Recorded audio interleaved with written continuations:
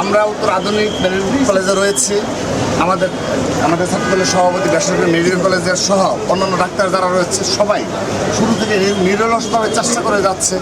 সত্যি কথা এটা সহ্য করার মতো না, মানে এই দৃশ্য, এতটা বিভৎস দৃশ্য, এগুলো কখনো সহ্য করার মতো না আমাদের। তারপরও আমরা চেষ্টা করে যাচ্ছি যে আমাদের পক্ষ থেকে ডাক্তারদের যে সহযোগিতা করার জন্য সেই চেষ্টা করে যাচ্ছি। আমাদের দলীয় ডাক্তার যারা রয়েছে, ছাত্রদলের যারা ডাক্তার রয়েছে, তাদেরকে আমরা সর্বাত্মক কাজে লাগাচ্ছি।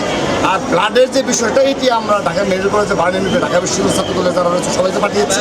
আর উত্তর আধুনিক মেডিকেল কলেজে এখানে যারা লোকাল নেতৃবৃন্দ রয়েছে সবাইকে আমরা ডাক্তারে বলেছি যত ব্লাড লাগবে সব ছাত্রদল ম্যানেজ করবে।